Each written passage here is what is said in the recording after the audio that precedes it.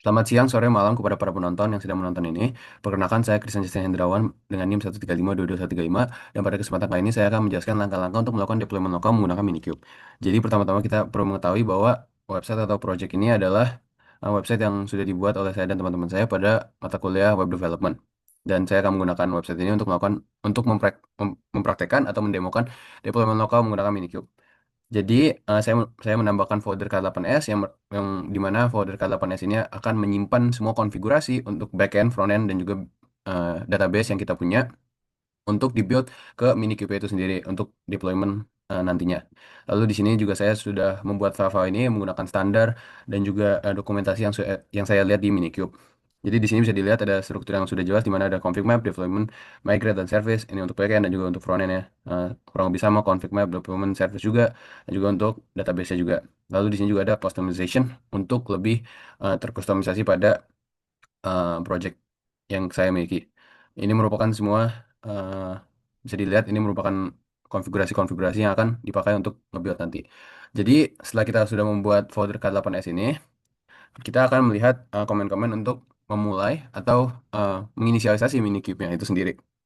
Jadi pertama-tama yang saya akan beritahu adalah saya akan menjelaskan semua komen-komennya, namun saya sendiri tidak akan langsung menjalankannya karena saya sudah menjalankan ini semua dan sudah juga berjalan dan nantinya saya akan menjelaskan ketika sudah dimatikan untuk menyalakannya ulang. Untuk sekarang saya akan menjelaskan semua komennya terlebih dahulu. Yang pertama-tama kita akan memulai Minikube dengan komen Minikube start yang akan dijalankan di Windows PowerShell kita atau di terminal kita. Setelah itu, kalau misalkan kita mau melakukan alokasi yang lebih banyak dengan sumber daya CPU atau RAM-nya, kita bisa menambahkan komen tersebut. Lalu setelah itu kita akan navigasi ke direktori proyek kita. Lalu kita akan em, memasukkan komen ini. Yang ini akan mengarahkan Docker kita kepada Docker di dalam Minikube kita.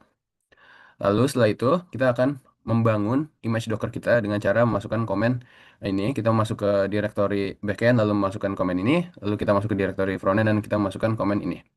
Setelah itu akhirnya kita balik ke direktori utama dan kita akan apply uh, manifest atau konfigurasi manifest yang ada di direktori K8S. Seperti dengan komen ini, setelah itu kita akan mengecek apakah sudah berjalan atau belum dengan komen kube-getpods ini. Setelah itu kita akan melakukan migrasi database dengan cara menggunakan komen yang ini kube-apply slash f k8s slash backend yang ini. Setelah itu kita akan menunggu jobnya selesai dengan cara yang menunggu saja atau menjalankan komen yang ini. Setelah itu kita akan menghapus job ya karena kita sudah tidak mau itu berjalan kembali dengan komen yang ini.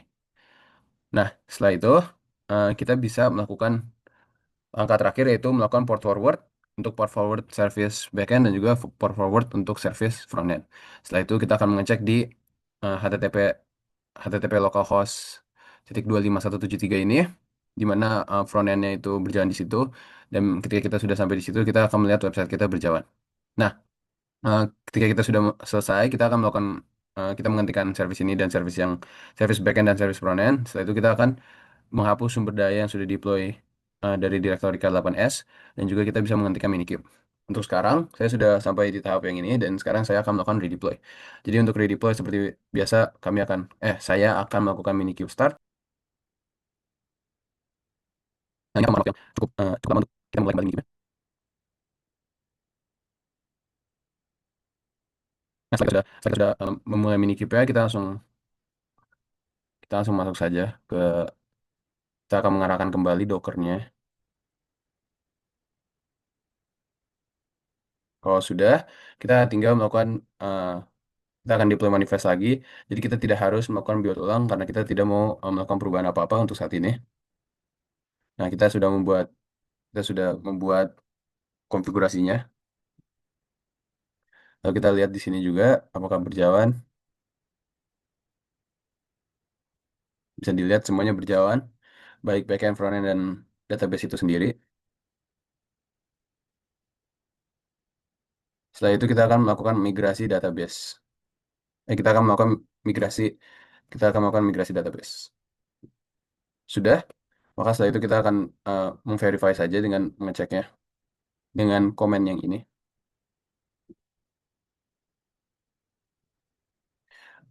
Bisa dilihat bahwa kondisinya sudah met.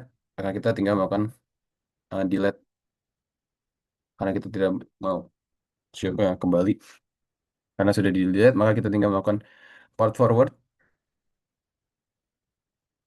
Kita akan membuka dua window window PowerShell. Yang pertama ini untuk yang uh, backend, maka sudah berjalan. Lalu kita akan buka yang kedua.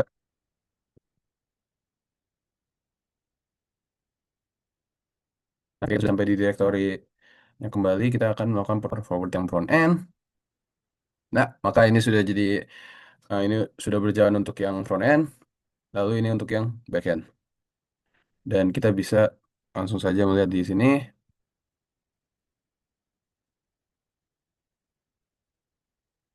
di localhost 5173 dan sudah berjalan websitenya seperti ini. Jadi sekian merupakan demo dari uh, deployment lokal menggunakan Minikube. Sekian dan terima kasih.